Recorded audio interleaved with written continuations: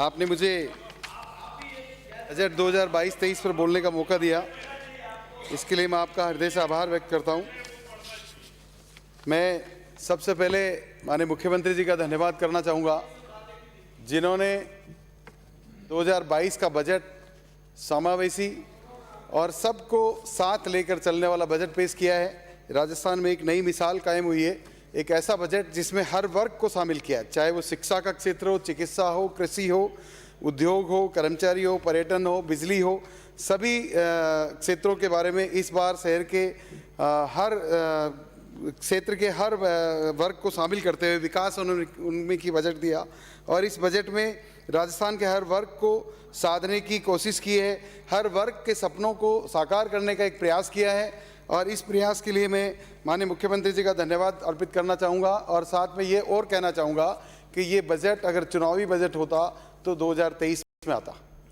ये बजट क्रियान्वित होने के लिए, धरातल पर उतरने के लिए 2022 में आया है और मैं इस बजट की बहुत बड़ी सराहना करता हूँ। और साथ में माननीय मुख्यमंत्री जी ने अपने जन जन के गांधी स्वरूप को दर्शाते हुए राज्य के सभी वर्गों को साथ लेते हुए राज्य के विकास को पंख लगाए हैं इस बजट में। अब राज्य के इस विकास के बजट को गति देने वाले बजट को आवश्यकता है तो केवल इस बात की है कि इस बजट को धरातल पर उतारा जाए।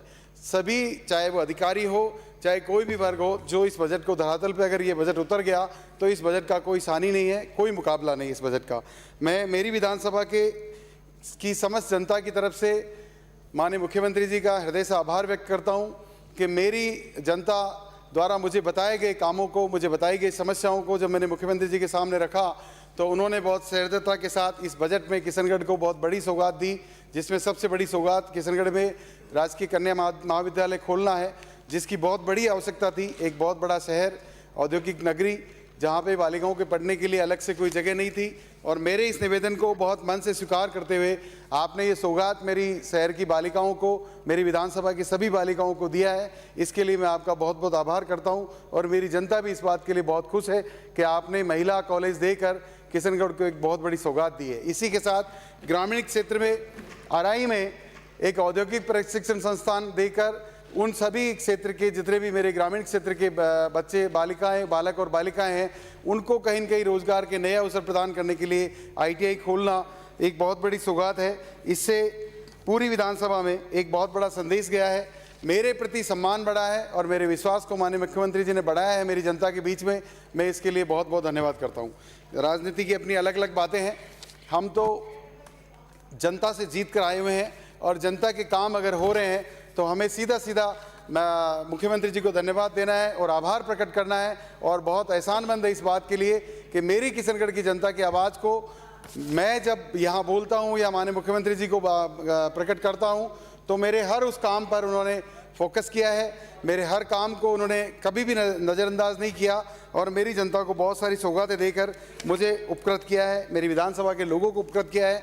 इस बजट में बहुत सारी ऐसी चीज़ें हैं जो बहुत सारी नई बातें हैं, जिसमें सबसे बड़ी बात, मैं चिरंजीवी स्वास्थ्य बीमा की तरफ जाता हूँ।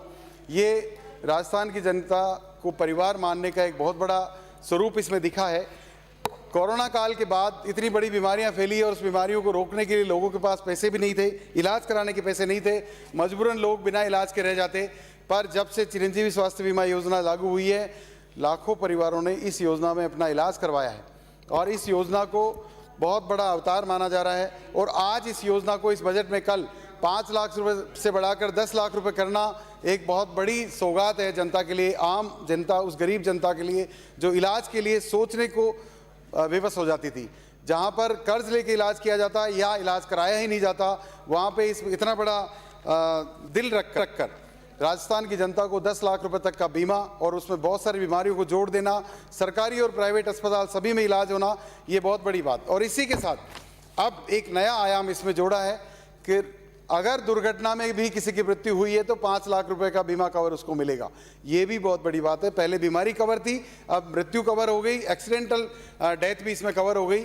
ये भी लोगों की मांग भी थी, लोग बार बार बात भी करते थे इस बारे में, लेकिन स्वतः संज्ञान लेकर इस बात को बजट में घोषणा कर देना, ये एक बहुत बड़ी बात है। इसके साथ चिरंजीवी स्वास्थ्य बीमा में रजिस्ट्रेशन नहीं होने के बाद भी जिला कलेक्टर को एम्पावर्ड किया है कि अगर ऐसा कोई व्यक्ति गरीब है जो इलाज के अभाव में इलाज नहीं करा, आर्थिक अभाव में इलाज नहीं करा पा रहा है, तो जिला कलेक्टर को ऑथराइज किया गया है कि आप उसका इलाज कराएं वो, और उसको प्रेरित भी करें कि वो चिरंजीवी स्वास्थ्य बीमा योजना में उसका रजिस्ट्रेशन हो, ताकि उसके परिवार के किसी भी सदस्य को और बीमार होने पर किसी भी तरह का कोई चिंता करने की जरूरत नहीं पड़े।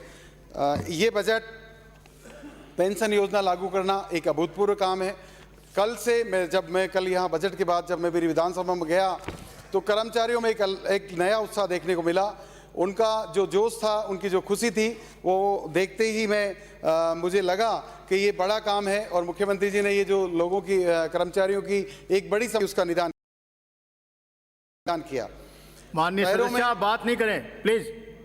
शहरी क्षेत्र में रोजगार के साधन उपलब्ध कराना या नरेगा की स्कीम के तहत 100 दिनों का रोजगार अगर शहर में उपलब्ध होगा तो एक नया नवाचार, और इस नवाचार के तहत शहरों में भी जो बेरोजगार लोग हैं, जो मजदूर वर्ग जो शहरीकरण हुआ है, गांवों से शहर की तरफ आए हैं, उनको भी सरकार रोजगार उपलब्ध करा देगी। इससे बड़ा कोई काम नहीं हो सकता है। नरेगा में 125 दिन का 25 दिन बढ़ा देना ग्रामीण क्षेत्र के लिए बहुत बड़ा काम। और मैं इसी के साथ इसमें एक जोड़ना चाहूँगा, नरेगा में अगर एक काम और जोड़ दिया जाए, आज गाँवों में कीचड़ की बहुत बड़ी समस्या है। हर गांव में जहां भी देखो नालियां बना दी गई है, सड़कें बना दी गई है, लेकिन प्रॉपर डिस्पोजल नहीं होना, और डिस्पोजल के बाद लोगों का ईगो जहां पे टकराता है कि मेरे घर के बाहर नाली नहीं निकलनी चाहिए, मैं नाली नहीं जाने दूंगा, मेरे बैलगाड़ी निकलती है, मेरे जानवरों के पैर पड़ते हैं, ऐसा बार बार देखने को मिला है। तो एक बहुत बड़ा काम है, पर छोटे से पैसे में, एक छोटे से अमाउंट में हो सकता है, एक नवाचार है। मैं माननीय मुख्यमंत्री जी का ध्यान इस तरफ आकर्षित कराना चाहूँगा कि अगर गाँवों में हर घर के बाहर एक सॉकपिट बना दिया जाए, 4 फुट का एक गड्ढा खोद के उसमें 4 फुट का एक 2 बाई 2 का पाइप डाल दिया जाए, तो वाटर डिस्पोजल उसमें कंप्लीट हो जाएगा, आपका वाटर लेवल बढ़ेगा, आपकी सड़कें सुरक्षित रहेगी, गांव में कीचड़ नहीं होगा और आम जनजीवन का में एक सुधार आएगा। तो अगर ये 3 से 4 हज़ार रुपये का खर्चा है इस काम में, एक सॉकपिट लगना है, एक पाइप बनना है और उसके ऊपर एक चैम्बर बनने के बाद वाटर डिस्पोजल होना है। घरों में इतना ही पानी आता है कि वो पानी सोख लिया जाएगा, आराम से ज़मीन में चला जाएगा। जहाँ गाँव के हैंडपम्प रिचार्ज होंगे, गाँव के ट्यूबवेल रिचार्ज होंगे, उसके साथ साथ गंदगी मिट जाएगी और सड़कें भी सुरक्षित होगी। जो सड़कों में अनावश्यक पैसा खर्च हो रहा है, नालियों में जो अनावश्यक पैसा खर्च हो रहा है, वो बच जाएगा। तो मेरा आग्रह है माननीय मुख्यमंत्री जी से कि इस ओर ध्यान दें, और जब पूरक बजट आए तो इसका समावेश करते हुए राजस्थान की पूरी जनता को ये सौगात दें, ताकि वहाँ का ग्रामीण जनजीवन जो कीचड़ में है वो भी एक अच्छी ज़िंदगी शहरों की तरह जी सके, वहाँ भी साफ सफाई रह सके। दिव्यांग स्कूटी योजना में स्कूटियों का बढ़ा देना भी उन दिव्यांग छात्र छात्राओं के लिए बहुत बड़ा मनोबल बढ़ाने वाला काम है कि स्कूटियों की संख्या आपने बढ़ाकर 3000 से 5000 कर दी, और कालीबाई भील और देवनारायण योजना की स्कूटियों को बढ़ा के संख्या बढ़ा दी, ताकि मेधावी छात्राएँ पढ़ने में ज़्यादा रुचि दिखाएं, उनको संसाधन मिले और वो सरकार के प्रति उनका धन्यवाद हो, हमेशा वो ये समझे कि सरकार हमारे बारे में सोचती है, क्योंकि ईश्वर ने उनको कहीं दिव्यांग किया है।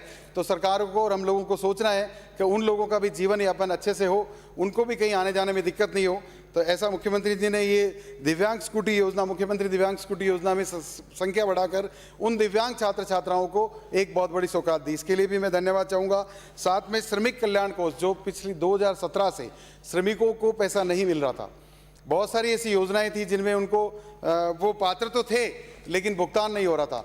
मुख्यमंत्री जी ने इस घोषणा को करके इसका टाइम पीरियड 3 माह का टाइम पीरियड करके दिखा दिया है कि इस काम को करने की इच्छा शक्ति है और वास्तव में श्रमिकों के कल्याण के लिए उनको काम करना है, और जो 2017 से अब तक की पेंडेंसी है उसको जीरो करना है। तो ये साफ साफ दर्शाता है कि मुख्यमंत्री जी ने इस श्रमिक कल्याण के लिए एक बहुत बड़ा कदम उठाया है, जो बहुत बड़ा अपने आप में एक नया नवाचार। इसी के साथ साथ इंदिरा गांधी मातृत्व जो पोषण योजना है उसमें पूरे राजस्थान को जोड़ लेना, उन सभी महिलाओं को एक बहुत बड़ी सौगात देना है, क्योंकि पहले कुछ जिलों में ये योजनाएं थी जिनमें दूसरी संतान के जन्म लेने पे 6000 रुपये मिलते थे, पर अब पूरे राजस्थान की सभी गर्भवती महिलाओं को ये मिलेगा। ये एक नया नवाचार और एक नई योजना, सभी महिलाओं को इससे बड़ी खुशी मिली है और गरीब परिवारों को 6000 रुपये बहुत मायना रखता है कि 6000 रुपये से वो पूरा उनका जो काल है वो पूरा का पूरा बहुत आराम के साथ गुजर जाता है। NFSA को लेके बहुत बड़ी समस्या थी, खाद्य सुरक्षा योजना में बहुत सारे परिवार वंचित थे। ये भी एक नया नवाचार है कि राजस्थान सरकार अपनी तरफ से प्रसंज्ञान लेके अपनी तरफ से खुद की तरफ से इस योजना को कल 22/2/2022 तक जितने भी रजिस्टर्ड हुए हैं लोग उन सबको जोड़ दिया गया। ये बड़ा काम है, पर इसमें बहुत जल्दी होना चाहिए, क्योंकि मैं प्रशासन गाँवों के संग अभियान में हर गाँव में मैं गया हूँ, और गांव में गया नहीं हूं मैं, पूरा दिन दिया है मैंने, और पूरे दिन में अगर कहीं सबसे बड़ी समस्या थी तो एनएफएस से, खाद्य सुरक्षा से नहीं जुड़ा होना लोगों को बहुत परेशान कर रहा था। अभी भी राजस्थान में ऐसे बहुत से परिवार हैं जो पात्र होते हुए भी इस योजना का लाभ नहीं उठा पा रहे हैं। उन पात्र परिवारों को इस बात का बड़ा फायदा मिलेगा, और ये राजस्थान की जनता कभी भूल नहीं पाएगी कि एनएफएसए में राशन मिल जाना एक बहुत बड़ी बात है। हर कोई इस बात के लिए परेशान था, हर कोई महिला इस बात के लिए परेशान थी, और अब कोरोना के बाद तो ये समस्या बहुत विकट हो गई।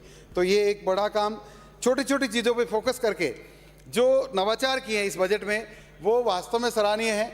आज जीएसएस की वजह से लोग बहुत परेशान हो रहे थे, अब कृषि बजट में जीएसएस हर पंचायत क्षेत्र में खुलना, ये बहुत बड़ी बात है। और उसके साथ अंशदान को कम कर देना, जो 5 लाख रुपए का अंशदान था वो 3 लाख रुपए कर दिया गया, 500 सदस्य को 300 सदस्य कर दिया गया, ये बड़ा काम है। इसमें मैं एक सुझाव देना चाहूँगा कि जो 5 लाख रुपए का अंशदान था उसको 3 लाख रुपए किया, इसके लिए बहुत बड़ा धन्यवाद है।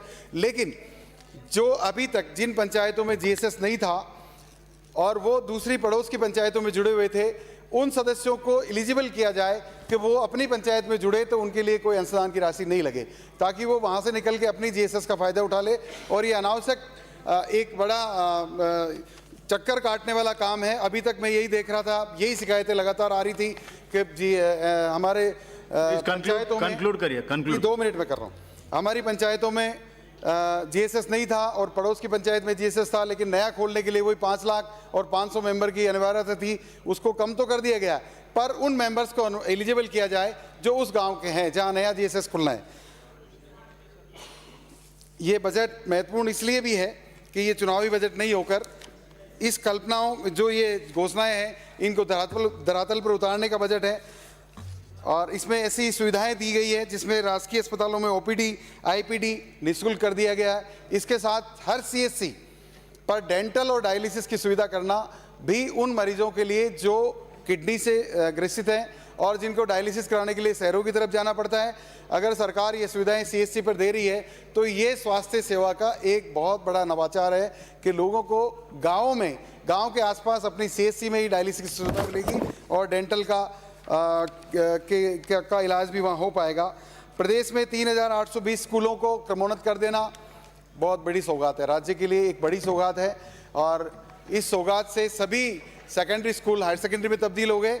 लेकिन मैं यहाँ भी एक निवेदन करना चाहूँगा कि जहाँ पे समानीकरण में स्कूल बंद हो गए थे, अगर वो एलिजिबल है और विभाग इस बात की अनुमति देता है कि स्कूल वहाँ से 2 किलोमीटर 3 किलोमीटर 4 किलोमीटर दूर है, बच्चे स्कूल नहीं जा पा रहे हैं, तो कम से कम उन स्कूलों को सरकार जरूर चालू करे जहाँ से विभाग की रिपोर्ट आती है कि यहाँ स्कूल जरूरी है, वहाँ 5वीं तक का स्कूल खुले और प्राथमिक से उच्च प्राथमिक भी स्कूलों को क्रमोन्नत करे और उच्च प्राथमिक से माध्यमिक स्कूल को भी क्रमोन्नत करें।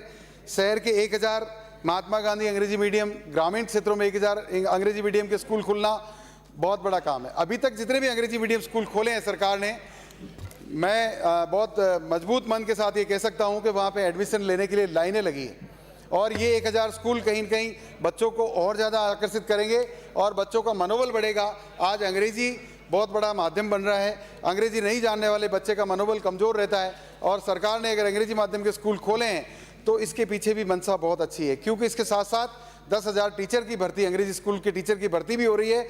तो सरकार वास्तव में चाहती है कि हमारे अंग्रेजी स्कूल में बच्चे अंग्रेजी पढ़ने आए तो वास्तव में अंग्रेजी पढ़े, ये नहीं है कि खाना पूर्ति करनी।